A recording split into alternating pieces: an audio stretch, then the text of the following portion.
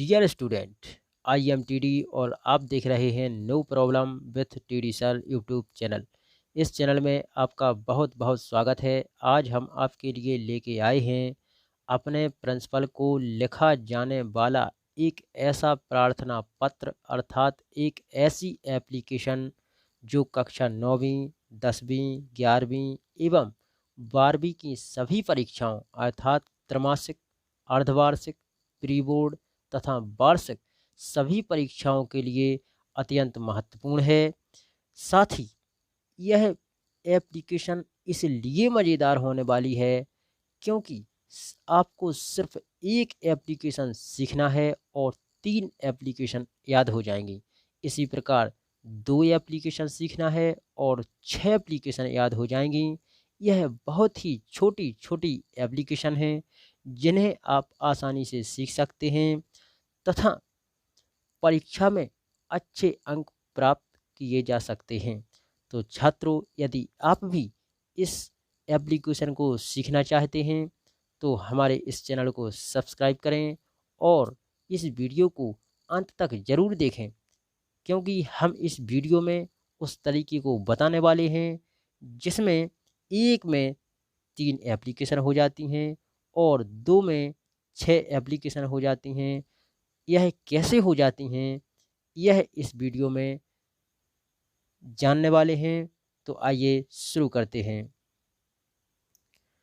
छात्रों, ये रही वह एप्लीकेशन। अब हम इस एप्लीकेशन को पढ़ते हैं, समझते हैं कि इसमें कहाँ क्या करना है। आपको ध्यान से देखना है और उसको समझना है। तो आइए इसको हम पढ़ते हैं। To the principal, government high school Hatheri, district Tikamgarh, Madhya Pradesh. अब आपको यहाँ पर government high school Hatheri, district Tikamgarh के स्थान पर उस विद्यालय का नाम लिखना है जो आपके पेपर में दिया गया है।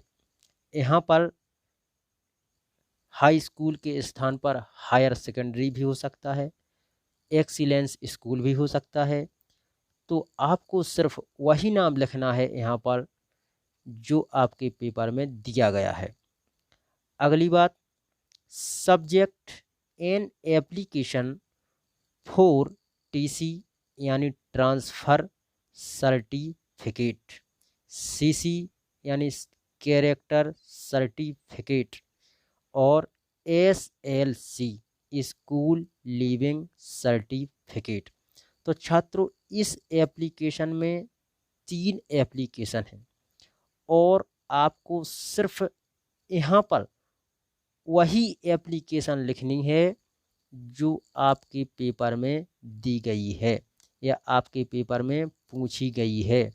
जैसे कि आपके पेपर में टीसी यानी ट्रांसफ़र सर्टिफिकेट की एप्लीकेशन आई है तो आपको यहाँ पर लिखना है एन एप्लीकेशन फॉर टीसी यानी ट्रांसफ़र सर्टिफिकेट और सीसी तथा एसएलसी को छोड़ देना है।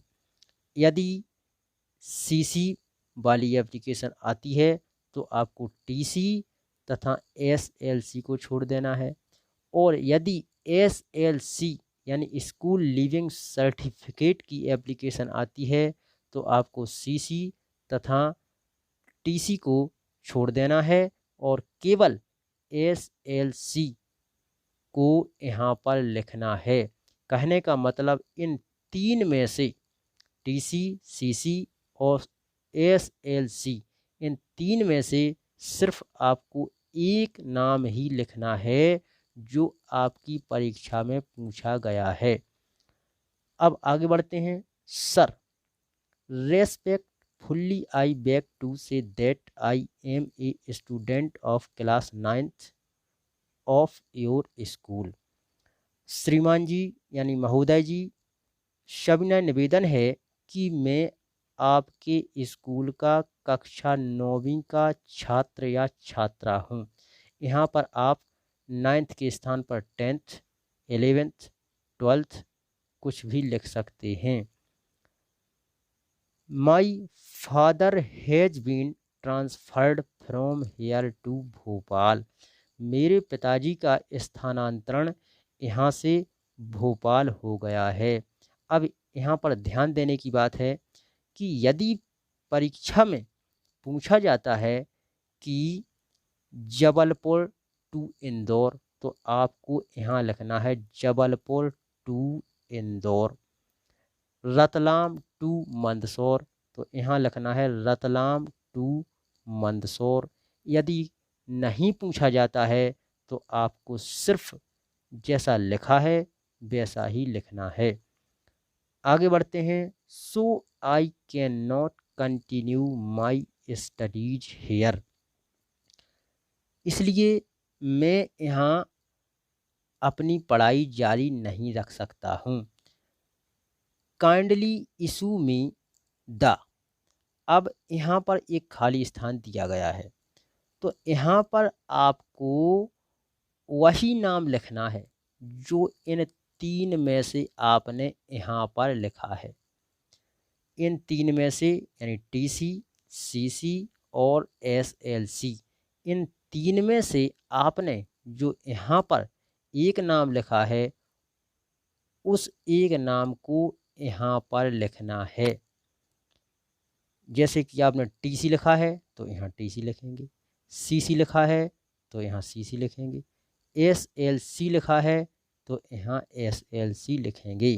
अर्थात आपने इन तीन में से जो नाम यहीं पर लिखा है वही नाम आपको यहाँ लिखना है। मुझे टीसी देने की कृपा करें, या मुझे सीसी देने की कृपा करें, या मुझे स्कूल लीविंग सर्टिफिकेट यानी एसएलसी देने की कृपा करें, सो दैट, ताकि I may get admission there in time, ताकि मैं वहाँ पर समय पर एडमिशन ले सकूं। योर्स ओविडेंटली, आपका आज्ञाकारी। अब आपको यहाँ पर वही नाम लिखना है जो आपके पेपर में दिया गया है। यहाँ पर अपना नाम नहीं लिखना है। अपना नाम तभी लिखना है जब पेपर में कोई नाम नहीं पूछा गया हो, और यहाँ पर डेट लिख देनी है।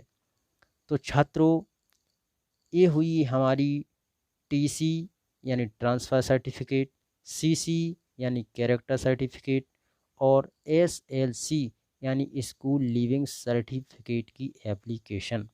इसी प्रकार हम आपको दूसरी एप्लीकेशन भी बताते हैं, तो चलिए वो भी देख लेते हैं। तो यह रही वो एप्लीकेशन। इसमें भी एक एप्लीकेशन में 3 एप्लीकेशन हैं, तो इसको भी समझ लेते हैं। To the principal, government high school Hatheri, district Tikamgarh MP. मैं पहले ही बता चुका हूँ कि यहाँ पर आपको वही नाम लिखना है स्कूल का जो आपके पेपर में पूछा गया है। अगली बात, subject and application for scholarship, full fee concession, some books from the book bank. ये 3 एप्लीकेशन हैं। इसमें आपको सिर्फ वही नाम लिखना है जो आपके पेपर में पूछा गया है। अब यह एप्लीकेशन स्कॉलरशिप यानी छात्रवृत्ति के लिए, फुल फी कंसेशन यानी शुल्क मुक्ति के लिए, some books from the book bank यानी पुस्तकालय से पुस्तकें प्रदान करने के लिए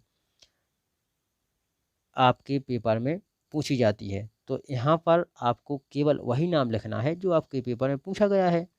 अब हम इसको और आगे बढ़ते हैं। Sir, respectfully I beg to say that I am a student of class 9th of your school. महोदय जी, सविनय निवेदन है कि मैं आपके स्कूल का कक्षा 9 का छात्र या छात्रा हूँ। यहाँ भी आप चेंज कर सकते हैं, 9th के स्थान पर 10th, 11th, 12th कुछ भी लिख सकते हैं। My father is a poor farmer, मेरे पिताजी एक गरीब किसान हैं। ही कैन नॉट पे for my books and fees, वह मेरे किताबों का खर्च यानी किताबों की और फीस को पे नहीं कर सकते हैं। देयरफॉर इसलिए I request you to grant me. अब यहाँ खाली स्थान दिया गया है, तो उसी प्रकार यहाँ भी हम इन तीन में से एक भरेंगे। जो आप यहाँ सब्जेक्ट में लिखते हैं, इस तीन में से एक, वही एक यहाँ लिखना है। जैसे आपने यहाँ स्कॉलरशिप लिखा है, एन एप्लीकेशन फॉर स्कॉलरशिप, तो यहाँ आपको स्कॉलरशिप ही लिखना है। यदि फुल फी कंसेशन लिखा है तो यहाँ फुल फी कंसेशन लिखना है। यदि some books from the book bank लिखा है तो आपको यहाँ some books from the book bank लिखना है। तो therefore I request you to grant me, जैसे कि स्कॉलरशिप, तो आपसे प्रार्थना है या रिक्वेस्ट है कि मुझे स्कॉलर देने की कृपा करें। I would be very thankful to you for this kindness, yours obediently. अब योर्स ओबीडेंटली मीन्स आपका आज्ञाकारी। यहाँ पर आपको वही नाम लिखना है जो आपके पेपर में दिया गया है। यहाँ पर यदि कोई नाम नहीं दिया गया है तो आपको अपना नाम लिखना है। अब यहाँ पर आप डेट डाल सकते हैं। तो छात्रों, इस प्रकार हमारी एक एप्लीकेशन में 3 एप्लीकेशन और 2 एप्लीकेशन में 6 एप्लीकेशन हो जाती हैं। इन एप्लीकेशन के माध्यम से आप अपने अंकों को बढ़ा सकते हैं परीक्षा में, और ये सीखने में सरल हैं, छोटी हैं। अब हमारा वीडियो कैसा लगा हमें कमेंट में ज़रूर बताएं, और चैनल को सब्सक्राइब करना ना भूलें, ताकि इसी प्रकार से आपको सरल से सरल तरीके में अंग्रेजी समझने के लिए वीडियो मिलते रहें और आप अपनी अंग्रेजी को बेहतर बनाते रहें। तो चलिए मिलते हैं नेक्स्ट वीडियो में एक नए टॉपिक के साथ। तब तक के लिए जय हिंद।